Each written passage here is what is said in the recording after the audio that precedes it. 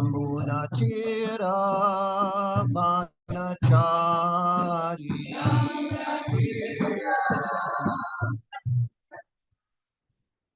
Jaya Radha Madhava Kunja Vihar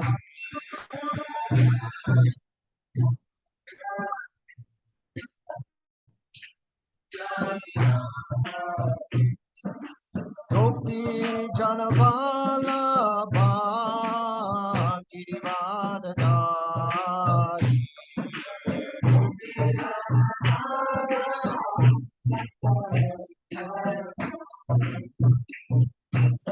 Yashodanandana Braja Janavardhana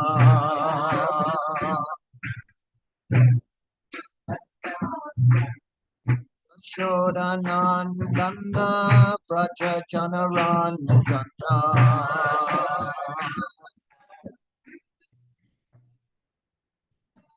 Yamutira Manechari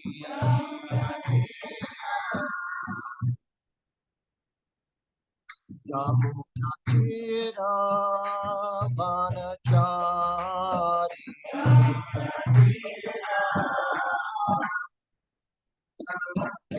Jaya Radha Madhava Kunja Vihari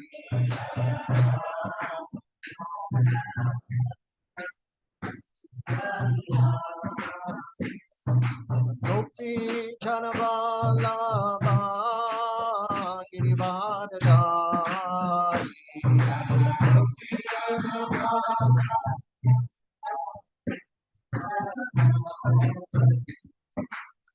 Yashodanandana Braja Janavardhana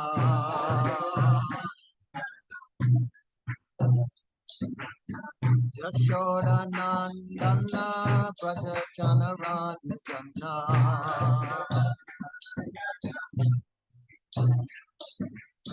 Yamuna Tira Vanachari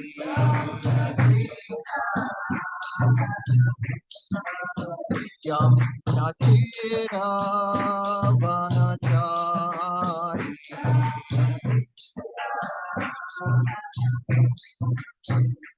Hare Krishna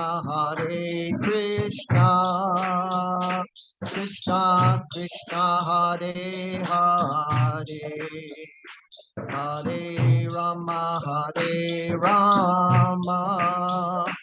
Rama Rama Hare Hare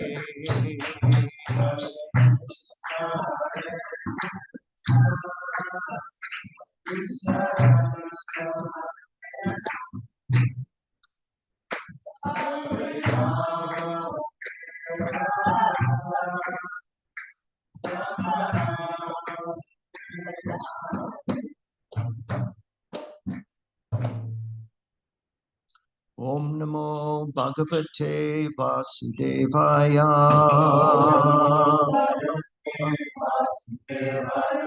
Om Namo Bhagavate Vasudevaya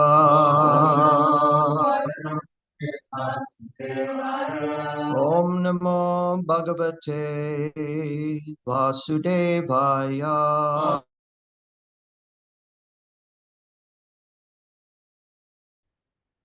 Narayanam Namaskritya sorry Naram Chaiva Narottama Devim Saraswatim Vyasam Tato Jayam Diraya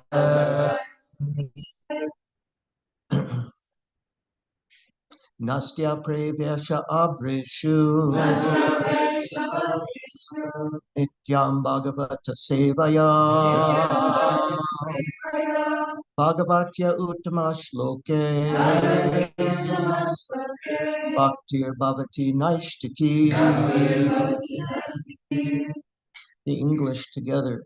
Before reciting the Srimad Bhagavatam, which is the very means of conquest, one should offer respectful obeisances unto the personality of Godhead Narayan, unto Narayan, supermost human being, unto Mother Sarasvati, the goddess of learning, and unto Srila Vyasadeva, the author.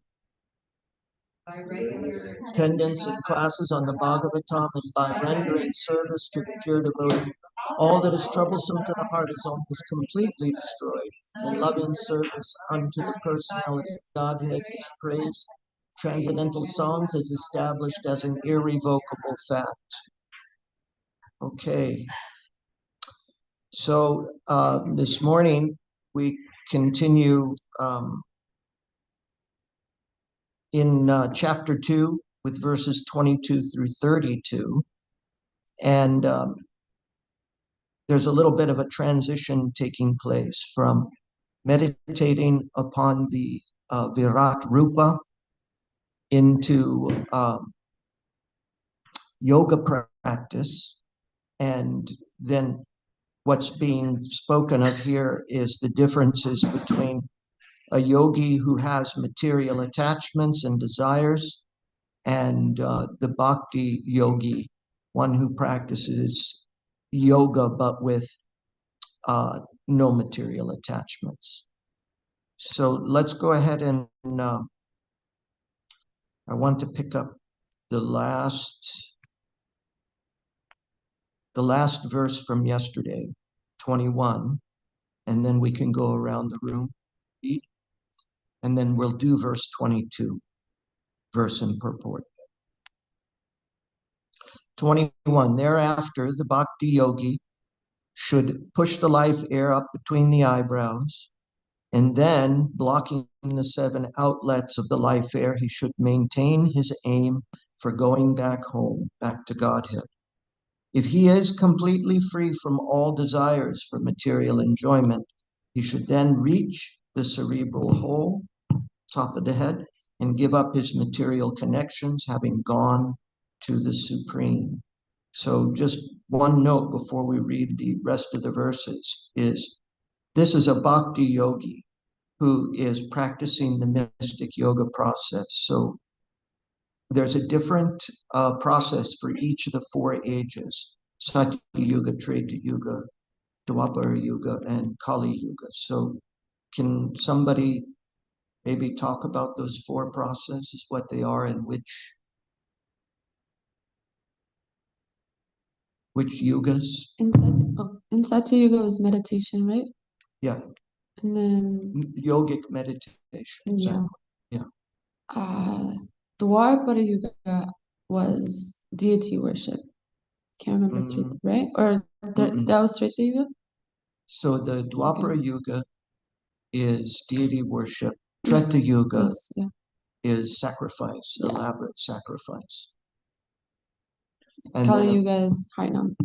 Harinam Sankirtan. So this is more than likely speaking of laying out the process of bhakti as it was practiced during the Satya Yuga, maybe after, but it's anyway. So he's going through this elaborate process. The yogi's going through an elaborate process of taking his life airs and taking them to certain places in the body, and then carrying the soul outside of the top of the head and having an intention of where they want to go. So let's go ahead and pick up with verse 22. However, O king, if a yogi maintains a desire for improved material enjoyments like transference to the topmost planet Brahmaloka, or the achievement of the 8-fold perfections, travel in outer space with the Vihayasas, or a situation in one of the millions of planets, then he has to take away with him the materially molded mind and senses. The transcendentalists are concerned with the spiritual body as such by the strength of their devotional service, austerities, mystic power, and transcendental knowledge. Their movements are unrestricted within and beyond the material walls. Fruitive workers or the gross materialists can never move in such an unrestricted manner. O king, when such a mystic passes over the Milky Way by illuminating Sushumana to reach the highest planet, Brahmaloka, he gets first. How does that bring?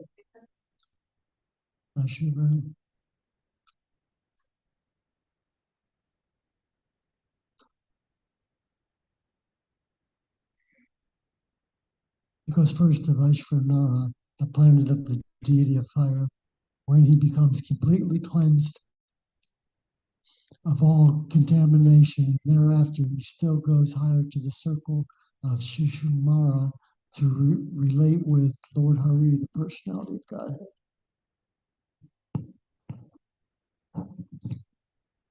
This Shishumara is the pivot for the turning of the complete universe, and it is called the navel of Vishnu, Garbhodakashayi Vishnu. The yogi alone goes beyond this circle of Shishumara and attains the planet Maharloka, where purified saints like Brigu enjoy a duration of life of, is that billion? 4 billion, 300 million? 300 million. Yeah, solar years. This planet is worshipable even for saints who are transcendentally situated.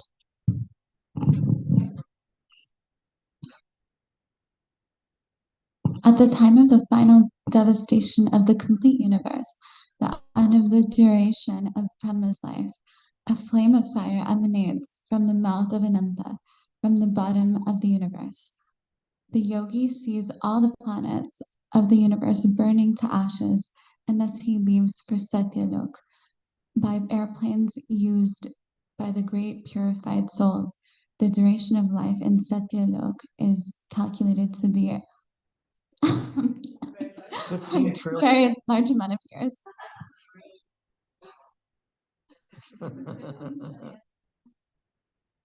Yeah, 15,480,000,000,000 years. Right. It's longevity.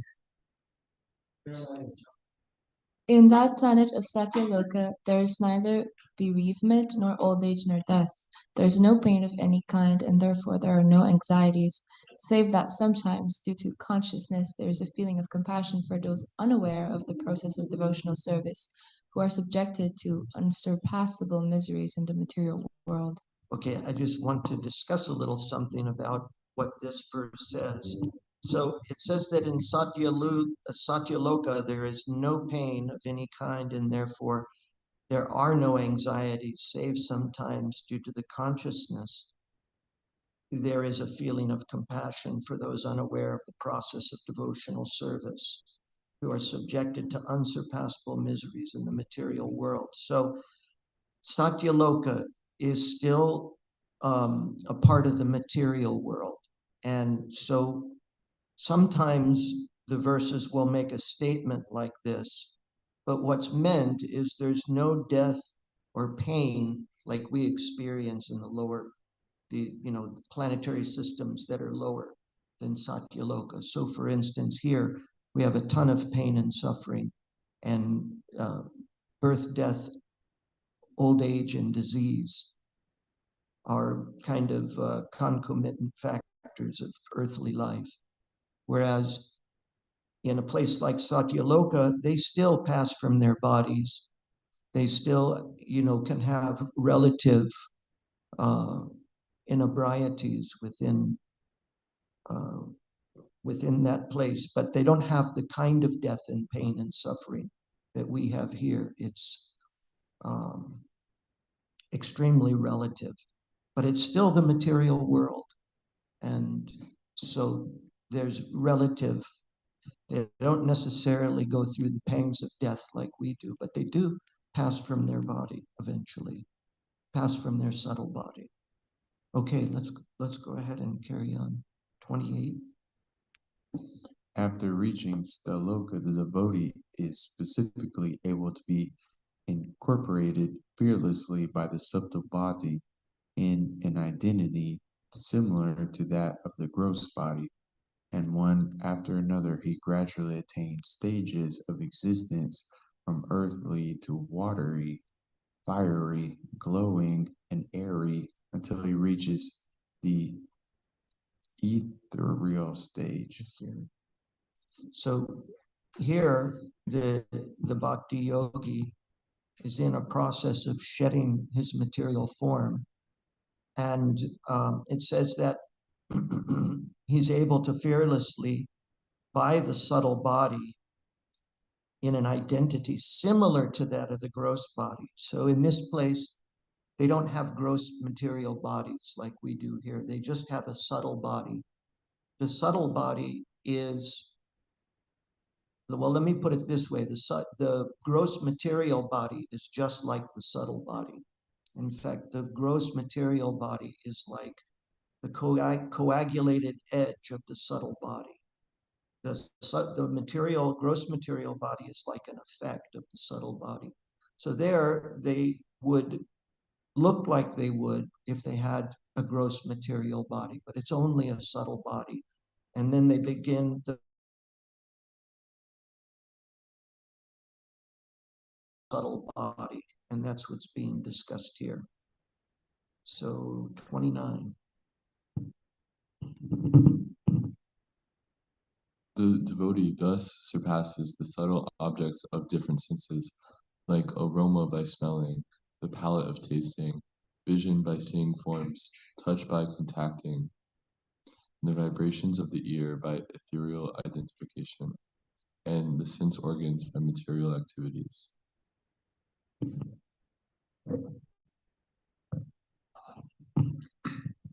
The devotee, thus surpassing the gross and the subtle forms of coverings, enter the plane of egoism.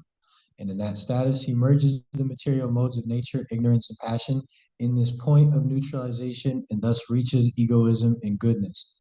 After this, all egoism is merged in the Mahat Tattva, and he comes to the point of pure self-realization. So can we talk about the ego for a little bit? This is the false ego. We do have a spiritual ego, which is our swarup, it's our eternal identity. But here we're talking about the false ego, the material ego, and it's the first thing that expands out of the Mahat Tattva. So the Mahat Tattva is like a swirling soup of all the material energies, all the senses are there, all the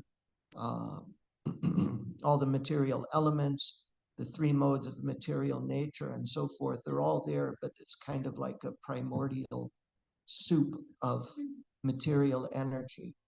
And the first thing that expands out of that is ego, the false ego. So can somebody tell me about the false ego? What is the false ego as compared to the swarup, or our eternal identity? Anyone? Kunti.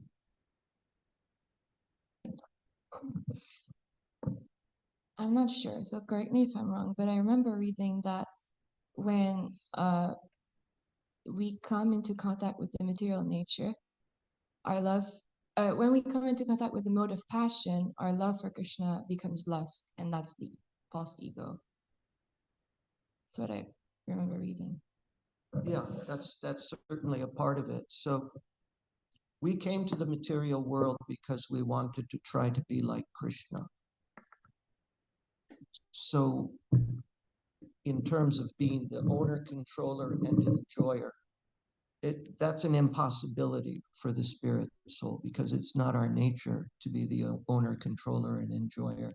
Only Krishna can be by nature the owner, controller, and enjoyer. So how would the Lord facilitate our desire to have such a state of existence in our original form? It's impossible. So he has to give us,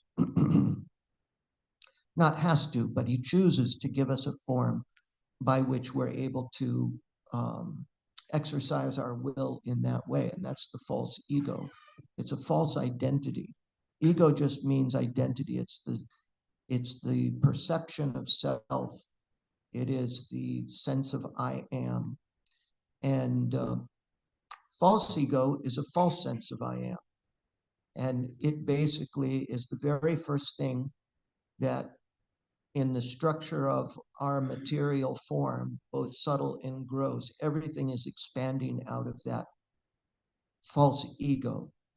It's the basis upon which we have all these designations by which we identify ourselves. So I'm American, I'm Chinese, I'm Hindu, I'm white, I'm black, I'm red, I'm yellow.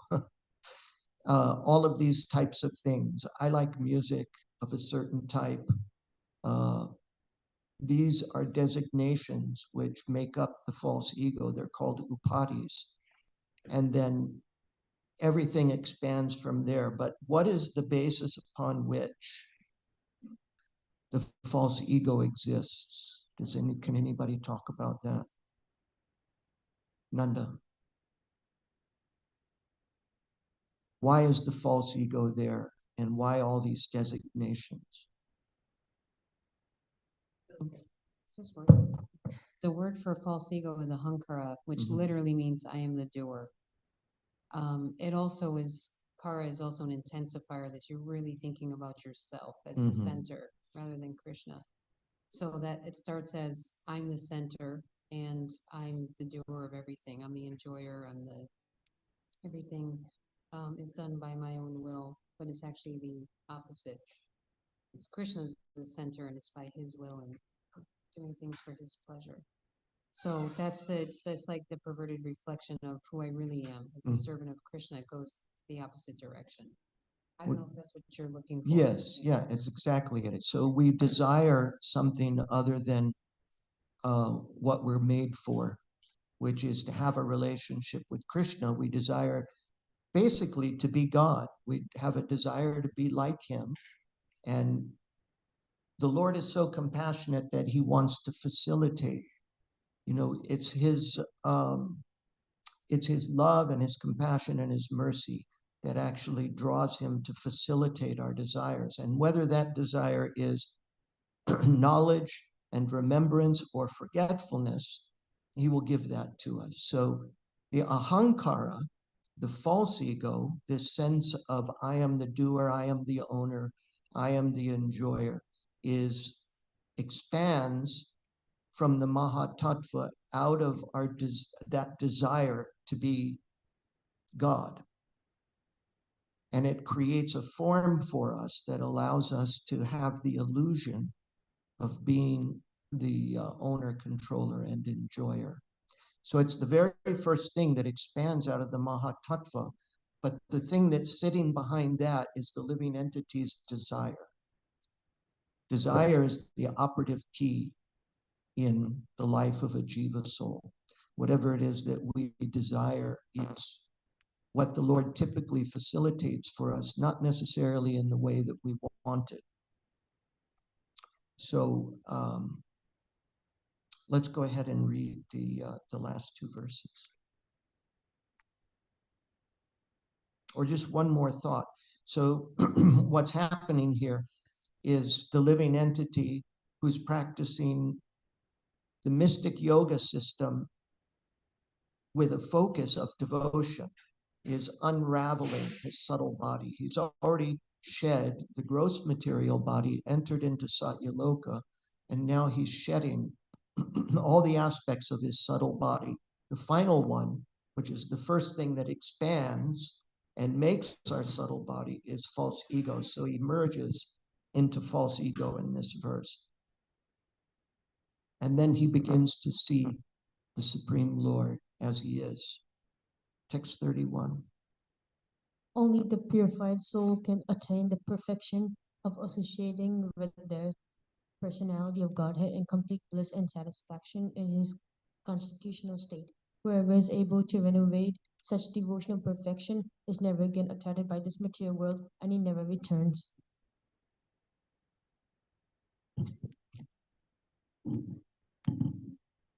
Your Majesty, Maharaj Parikshit, know that all I have described in reply to your proper inquiry is just according to the version of the Vedas, and it is eternal truth.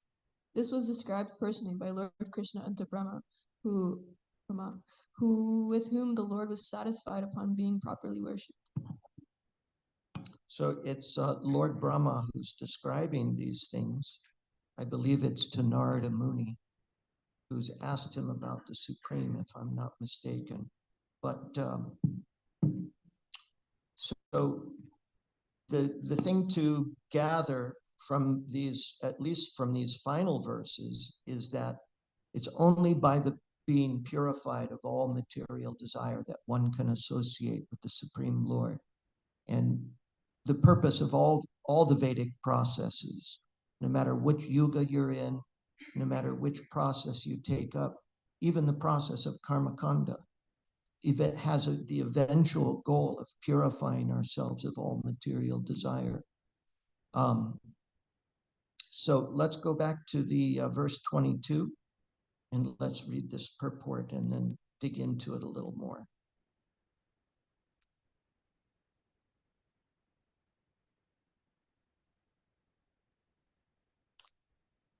Would someone help me with the meter, please? I'm Sanskritically challenged. Yadi prayasya. Is that it? Yadi prayasyan ripaparamamishtam. Haya yasanam utayad vihara. Astadipatyam gunasani vaye. Sahaiva gachen manasendriyaischa. Please chant. Yadi parasyan ripaparameshyam. Vahaya sanamutayat vihara. Astadi patyam ganasani vaye. Sahai vagachen manas and briaischa.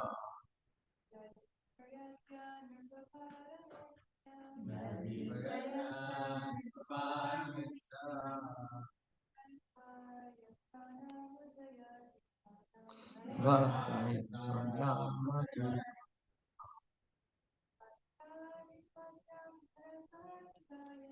Astadi patyam gunasani vaye. Sahai vagachen manas and briaischa. One more.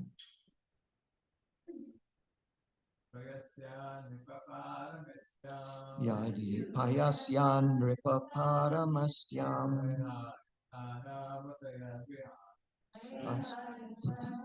Utayad viharam. Astadi patyam gunasani vaye. Sahai vagachen manas and riaischa. Let's do these together. Yadi, however, prayasyan, maintaining a desire.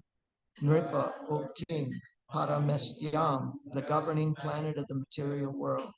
Vahaya sanam, of beings known as the Vahayasas. Uta, it is said. Yat, what is. Viharam, place of enjoyment. Asta adipatyam, lording it over with eightfold achievements. Guna sanivaya. Saha, along with. Eva, certainly. Gachet, should go. Manasa, accompanied by the mind. Indrayai, senses, also. Translation. However, O king, if a yogi maintains a desire for improved material enjoyments, like transference to the topmost planet, Brahmaloka, or the achievement of the eightfold perfections, travel in outer space with the Vahayasas, or a situation in one of the millions of planets, then he has to take away with him the material molded mind and senses. So this is just what we were talking about. If one still has material desires, in order to facilitate those, we're left with what's left of a material molded mind and senses. In other words, the subtle body is still there. So would someone like to read the purport? We can split it in two if we need to. Go ahead, Bruce. In the upper status of the planetary systems, there are facilities thousands and thousands of times greater for material enjoyment than in the lower planetary systems. The topmost planetary systems consist of planets like Brahmaloka and Dhruvaloka. Beyond Maharloka, the inhabitants of those planets are empowered with eightfold achievements of mystic perfection. They do not have to learn and practice the mystic process of yoga perfection and achieve the power of becoming small, like a particle, or do not have to get anything and everything from anywhere and everywhere. To become heavier than the heaviest, to act freely, even to create something wonderful, or to annihilate anything at will, to control all material elements, to possess such power as will never be frustrated in any desire, or to assume any shape or form one may even whimsically desire, or to assume any shape or form one may even whimsically desire. All these expendencies are as common as natural gifts for the inhabitants of those higher planets. They do not require any mechanical help to travel in outer space, and they can move and travel at will from one planet to any other planet within no time.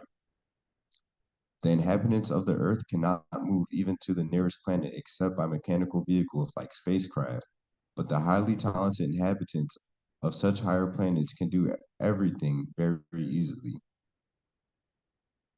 Someone else pick up the second paragraph. Kunti, please.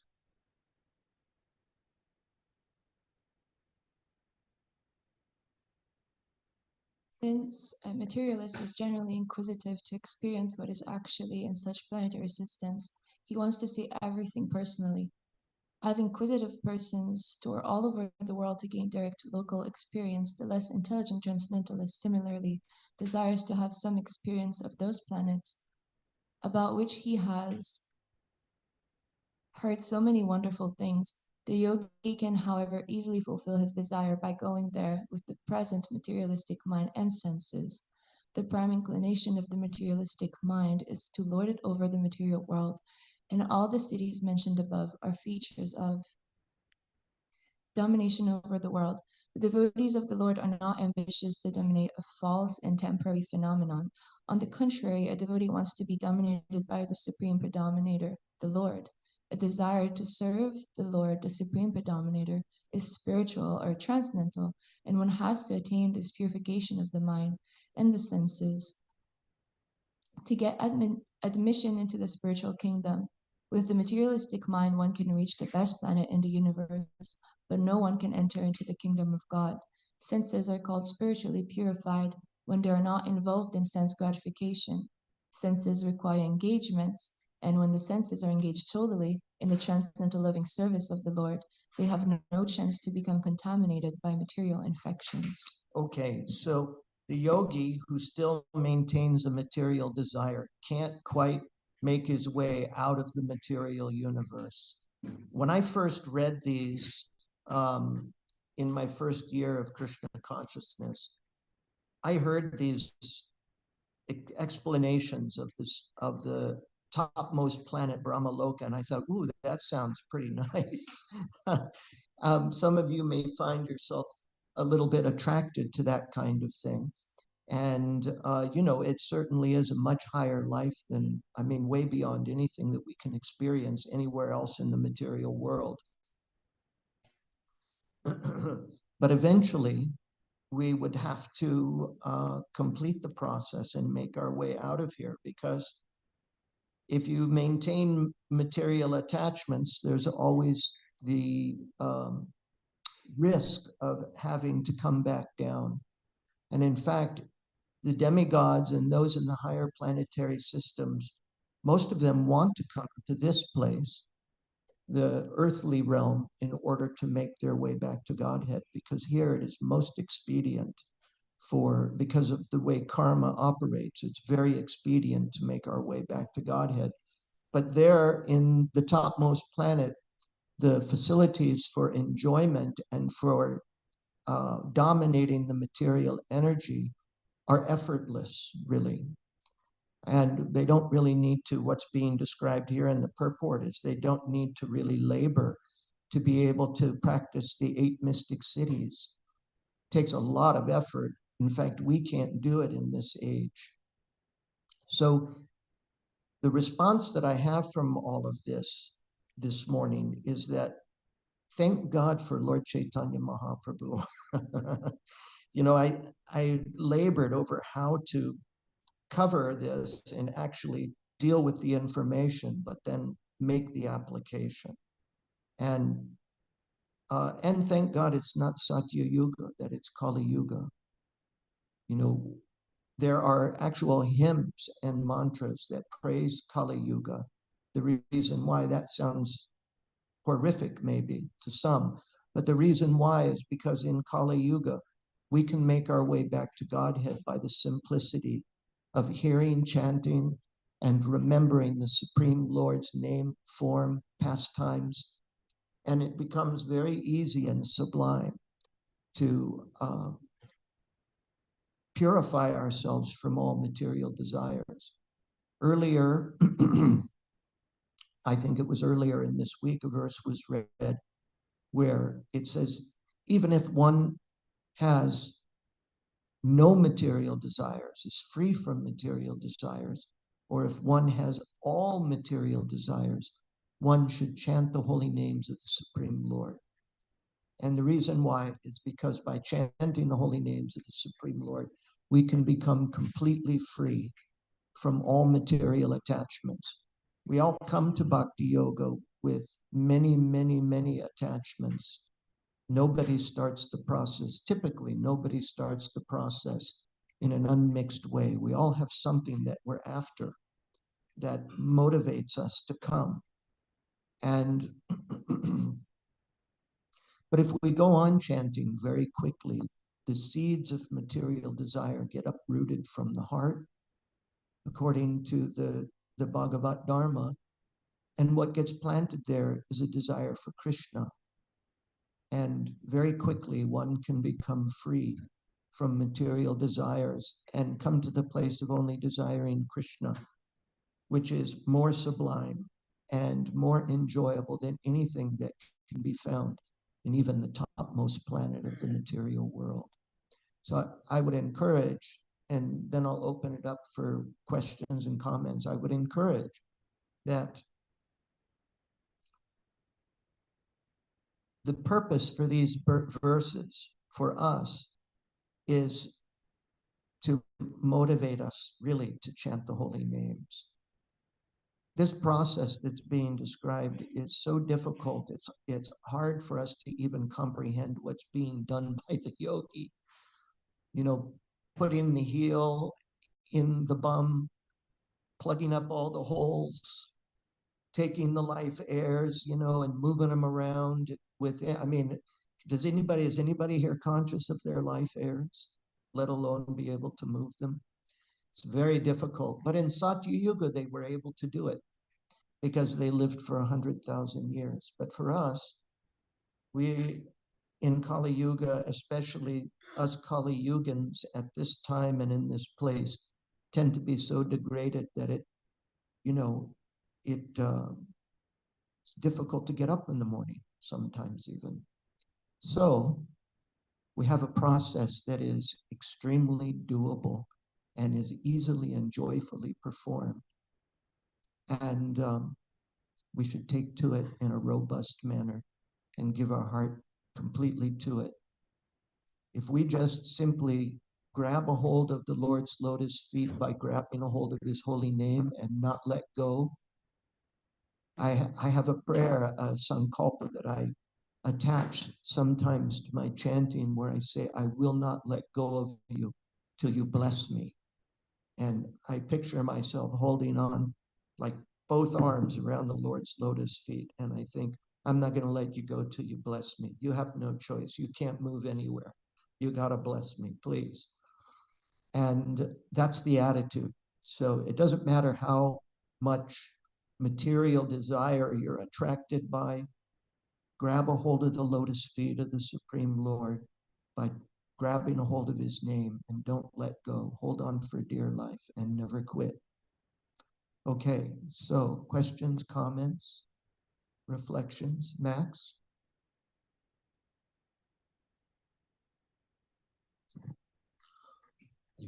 Hare Krishna. I find it hard to believe that chanting the holy name of the Lord or bhakti could be more pleasurable than being in the heavenly planets and drinking as much alcohol as you want with the intoxicating effects there without the hangover. How could chanting the holy names of the Lord possibly be more enjoyable than that? Well, Rama, the name Rama, means the fountain of all pleasure. And so any pleasure that we can experience anywhere, anywhere in the material world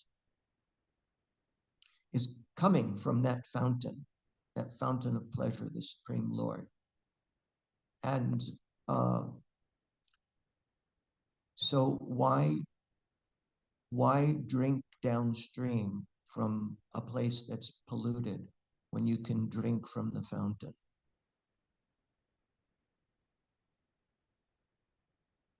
Hare Krishna. Gopal, Yeah, and then Gopi. I have something to respond to Max. I've told this several times, but probably nobody here has ever heard this. But at one point, I had a social worker who was trying to tell me I was an alcoholic. And he said, I am too, but I'm in recovery. Now, when I sit down to watch that football game, I enjoy that orange juice. He started to say as much, but then he said, more than I used to enjoy my beer and my booze.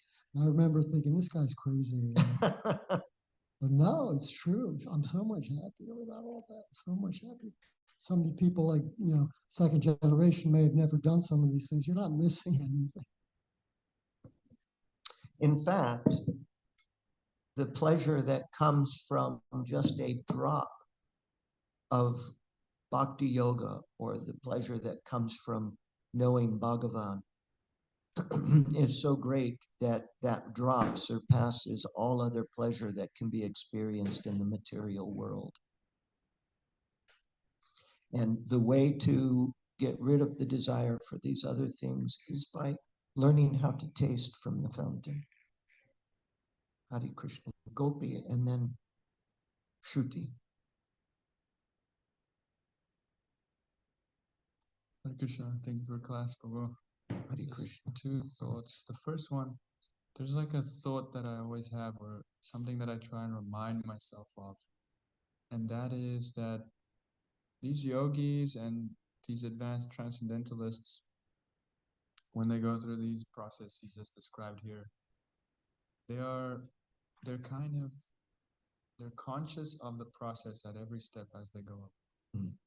And it's, they're sitting in Satyaloka, they can see all the other planets, and then they withdraw, they're at this, they merge into this, they do that. It's very involving, and they're very conscious.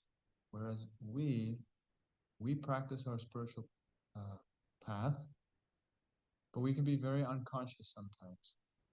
Just because we have such dull minds, we're here in Kali Yuga, it's a struggle, there's so many distractions. But we're still practicing, and it still has an effect. So I just try and remind myself every now and then that changes are happening, even if I'm not aware of them. We're sitting here. It's not like our subtle body is flying through the universe, and now we're here, now we're there. We're just here living our life, but we are chanting, and the devotional creeper in our heart is actually going up higher and higher. It is piercing through all these different material coverings. It is heading towards Kaloka Vrindavan, which is even beyond anything in this universe. We're just not conscious of it, but it doesn't mean, we're still trying to chant attentively, and it has a massive effect. So it's just something I try and remind myself of every now and then. it's, I guess, to summarize, we're not aware of what's happening, how much mercy is flowing into our lives, and how much transformation is taking place in our own hearts. Mhm. Yeah. And one other comment I just quickly wanted to make in response to Max Prabhu, I think if we face questions like that, like, you know, this, what's described here seems really attractive and pleasurable. I think we also need to realize we have to challenge ourselves in our spiritual lives. There should be some days where we try and chant 64 rounds. There should be some days where we try and go and preach for hours and hours.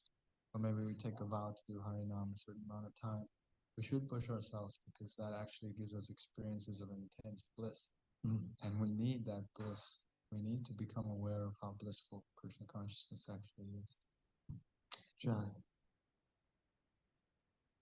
Shruti. That question reminded me of one time when I think somebody asked Prabhupada if Prabhupada was saying that, I'm just paraphrasing, but he said something like, Krishna consciousness is more pleasure than LSD or intoxication. And someone in the audience asked, have you ever done any intoxication? Prabhupada said no. But then he pointed at his disciples and he said, but they have done all these things, then you can ask them if it's higher or not. And all the disciples were like, yes, hurry home. So my parents made me think of that. But one thought I was thinking about the question, is, the heavenly planet says all kinds of stuff, not just the soma drink. There's also a lot of other fun stuff that you do, to put it simply. Without the reaction. Without the reactions, yeah. You just enjoy it for a long. But in a sense, it's just a better version of the earthly realm, and so in that sense, it's still material. So the question, it's almost like comparing. You can't really compare the to material activities, even though they're in the heavenly realms. Yeah, it's just it's just a different, it's a different quality. It's a different quality of pleasure that one gets from Krishna consciousness versus the pleasure one gets from material things. So it just, in a sense, you can't really compare, because the joy of Krishna consciousness is that you let go of that false ego, and that's like a different kind of pleasure. It's kind of almost like comparing apples and oranges. And so, sure, yeah, there is pleasure in the material world, it's material pleasure, and of course, philosophically, one can understand it's not really pleasure in the long run. But sure, there is some happiness, in the sense of get some happiness, but it's just like a whole different realm of happiness that is eternal, full of bliss when it comes to chanting the holy name and, attentively, and just the process of Krishna consciousness, different quality. John. What that makes me think of, Prabhu, is that the bliss from Krishna consciousness also, maybe not right at the beginning, but it's unmixed.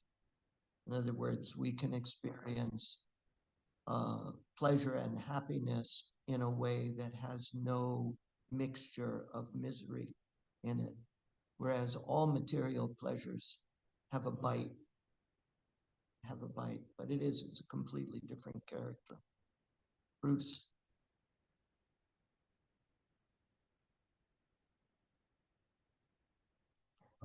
This is in response to some Max's question as well.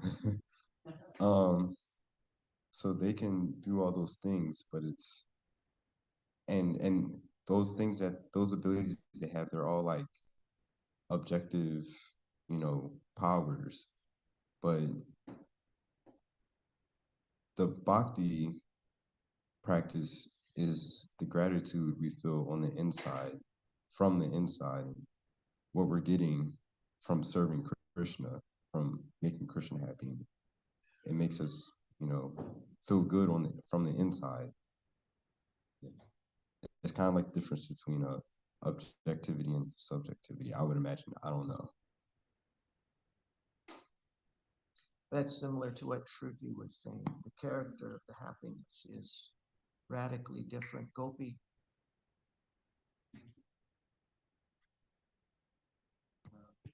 Nishta wanted to send a thought in terms of what you said about thank God for Lord Chaitanya. She just wanted to share something from Bhaktivinoda Thakur. He said, Lord Chaitanya is the source of all the transcendental mellows of Rajadam, Brajaras Pavana.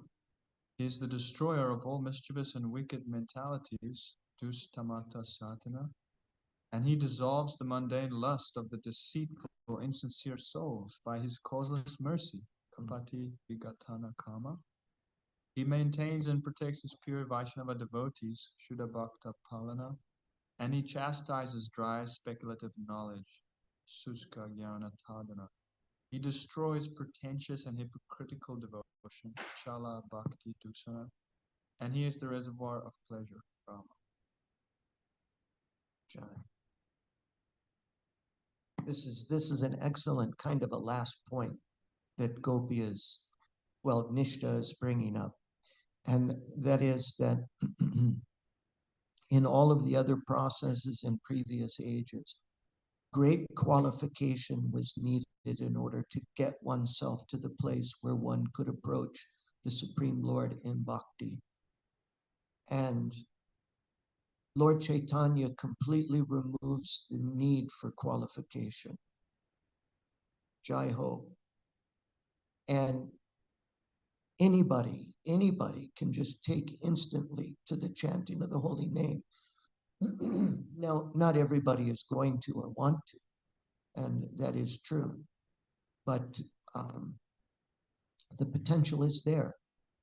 And the other thing that is true in that is that the devotees that are practicing already can extend Lord Chaitanya's mercy to others. In fact, Lord Chaitanya asks us to do that.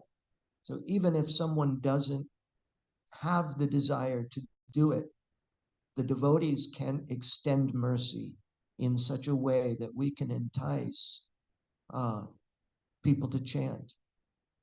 And by that simplicity of chanting, the Lord captures them and begins to destroy all these inauspicious things. Whereas in past ages and in other processes, one has to go through processes of purification just to get to that point. But for us, under the dispensation of Lord Chaitanya, the chanting of the holy name is that purification. It's everything. I think we have to stop now. So, Hare Krishna, thank you very much. This was a very difficult set of verses to tackle, and I appreciate your patience. Thank you. Srila Prabhupada ki jai, Srimad Bhagavatam ki